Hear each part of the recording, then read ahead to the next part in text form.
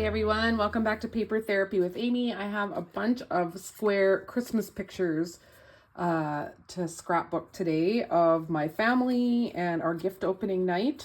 It's from last year and I'm going to do a grid style layout. I find that grid style layouts are great for these type of pictures because you have so many of everybody opening gifts. And I sometimes will print them black and white, but these are mostly all the same shades. So Haley's got kind of a brighter green sweater on, but I think it's going to work out okay because I have this paper pack from last year. It's actually the workshop that went on the clearance, and a lot of you probably picked it up there if you hadn't gotten it already during the year because it was very discounted. I didn't even get it at the best discount. So I am going to be using this paper, but I am not going to use the red because I really have no red in my pictures. I think my one son has a burgundy colored shirt on, but I just don't think it goes with this red. So I'm not going to use the red at all, I don't think. I love this paper, but I think I'll save it for when there is snow outside because it's so ideal for that. And this one's very Christmassy, so I probably will use this one. And then this one has the red again, so that's a little too red for me. It does have the candy canes on the back, and that would probably work because it's so muted, but I don't know if I'll bring that in. I am going to for sure use both of these. These are the exclusive papers that I could get them apart. These are the exclusive papers that came in the workshop. So they're white on the back. So I'll definitely be using those. So what I'm going to do with those is let's put them down. I don't know if I would put them this way or this way. Sometimes it's nicer with the darker behind. And when I do a grid style layout, I almost always do it like a frame style because you already have the structure of the grid. So it's nice to add a frame around the outside as well. Grid style layouts are fun because it's kind of like puzzling together things that match and look nice together. Okay, so something like this, and I won't leave a border in the middle. I'll just have it around the outside.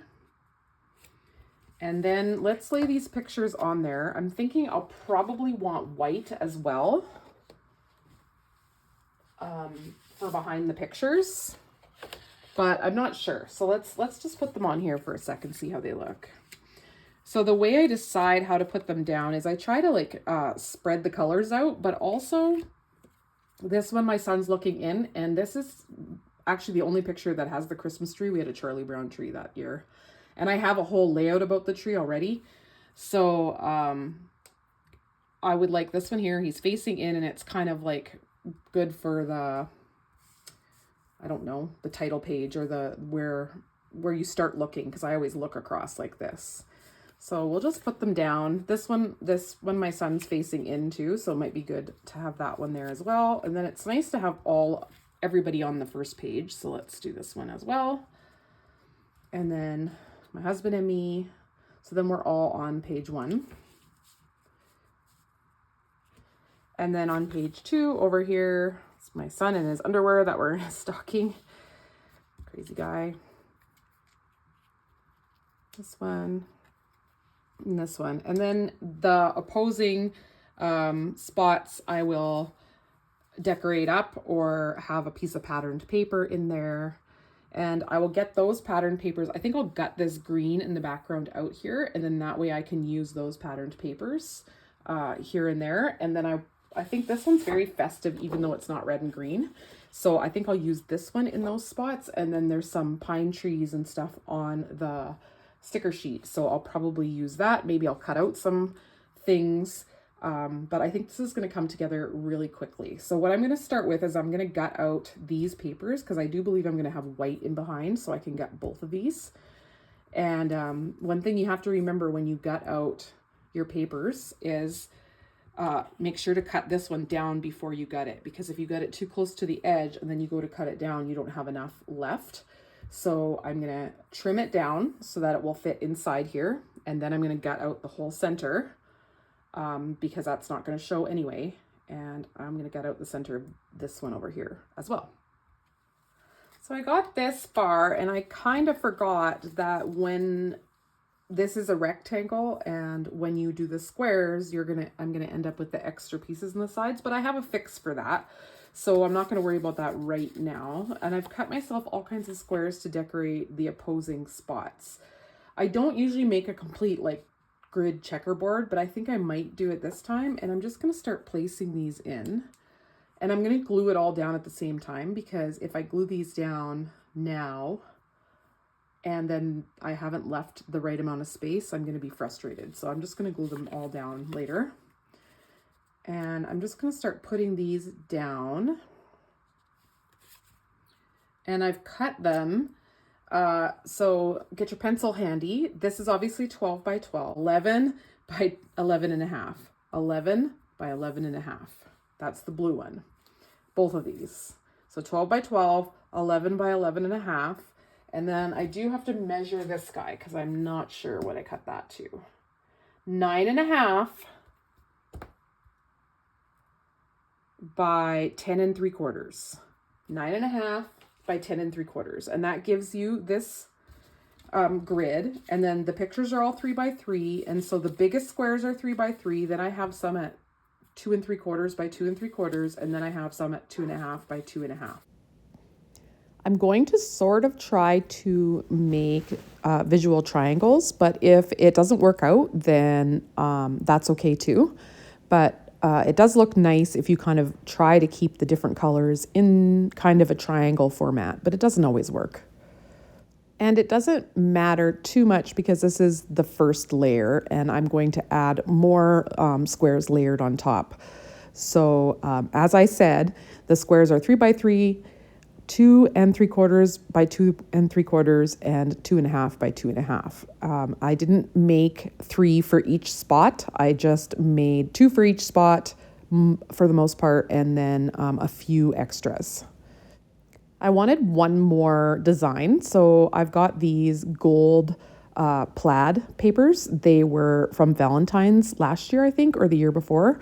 And I'm going to use those on some of these spots as well. I think plaid can be kind of Christmassy, and I like bringing the little bling of gold in for Christmas time.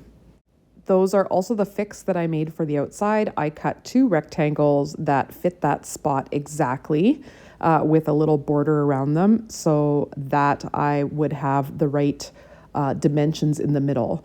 You could cut the white down and you'd have extra, and then you could bookend it with some pattern paper or some torn paper. That would work as well.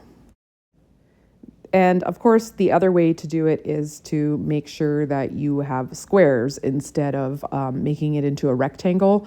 Border each page all the way around every edge, not skipping the middle edge. I'm super excited that I went into my stash and found all my gold decorations and stickers and different titles. Those ones were from Cocoa Vanilla. And I found Our Family in there, so I'm going to use that for my title. And then I'm going to embellish with gold and some of the stickers from the sticker sheet that are in the right colors. I wouldn't say this is quite a monochromatic page, but it's close. It's green and a greeny blue. I think that's Pool Party and Garden. But Pool Party is definitely a tealy blue, so it has a touch of green to it. So this layout is very in the colors, a limited color palette in the same tones, and I always really like that. I am cutting off some of the white border of this tree because I find it quite wide, and I'm going to use the other tree as well, but I think I will just cut off the border on this one because it's going to be placed in front of the other one. I also found this little punched scallop piece. I punched that for another layout. It might have been last Christmas or a long time ago. So I'm going to use some of that under the title, and I'm going to have a few little banners kind of coming across there just to draw your eye inward, and then I'll match them on the other side. I do change things up a little bit. Those trees end up in that position, but down lower on the page. I do end up putting something on every square, I think, or maybe not one of the squares that is not a photo. But you certainly don't have to. You can, especially with the patterned paper on the squares, you do not have to embellish every square. I just had a lot of little items and I wanted to use them up. I realized that this sticker would be the right color if I just cut that red base off of there, and it could just be kind of a snowman out in the snow. So I just kind of loosely cut. There's a little bit of a wash of color in the background and I could kind of see that. So I just cut around the edges and I end up really liking it by the title. So I'm going to put it there by the title. I'm going to actually end up putting it in front of the title on that long banner piece, the bookend piece. This was really quite a fun little process. I enjoyed this, and I did put an awful lot on the page, but I think it's so much more forgiving when you don't have a lot of colors going on. You can get away with kind of having quite a few embellishments. Earlier, I did say that I don't usually put my pictures like a checkerboard. Of course, this layout is like a checkerboard. What I meant was I don't usually have my pictures in every other square like this, so symmetrical. I'm normally a little more random with them, so some are beside each other, some aren't. I had the exact right amount to do it this way, so I decided to do it this way. It's actually quite rare that I use all pre-made embellishments, so it was kind of nice to be able to use a bunch of stuff up. It always feels good because you buy all this stuff and then sometimes it feels like you'll never be able to use any of it up. We just purchased our Christmas tree on Saturday and set it up yesterday. It's Monday right now, and I'll probably be posting this tomorrow on Tuesday. So if you're watching it right after I post it, I was kind of in a festive mood already because we had just set up our tree. We usually do a real tree, and we bought this one at Home Depot. It's probably the nicest and fullest tree I've ever had. It's about 10 feet tall. So the reason I think that I was able to print these in color and they go so well, because usually Christmas can be really hard with all the wrapping papers and the different clothes that people are wearing. But in my household, I don't think any of us wears a lot of red. And I don't decorate with a lot of red. It's not my favorite color, and I find it's not relaxing to me. So even my Christmas tree doesn't really have much red on it. It's mostly in neutral shades, earth tones. So I guess because of the decor in my house being teal and blue and earth tones, and the tree and our clothing, it just all worked out that it really matched well with this blue and green motif. I'm going to add these 4 gold photo corner things because when else am I ever going to use them? I may as well put them on this page. They match and it's a grid style page, so I only need 4. So that's what I'm going to do. I ended up switching these pine trees down to the bottom so that I could have these banner tail things coming in from the right hand side and the left hand side, and I didn't want to be on the bottom on the right. I wanted to kind of be on opposing corners. That's another way to guide your eye across the page when you have embellishment clusters on diagonal corners of the layout. If you have an occasion that you have a lot of pictures that are able to be cut into squares, you can even do this with rectangle pictures as well. You just have to arrange your grid slightly differently. I really recommend you try this layout design out because it comes together so quickly and it's just a really nice layout to do. There's not a lot of thinking, you just put it together. So here is a close-up of the finished layout. I would greatly appreciate it if you'd give me a thumbs up if you're so inclined, and I'd love to have you as a subscriber to my channel. And I want to thank everyone for stopping by and spending time with me today, and I hope you feel inspired to do your own layouts. If you love this layout and you want to see more, I'll be linking a similar one at the end. Bye!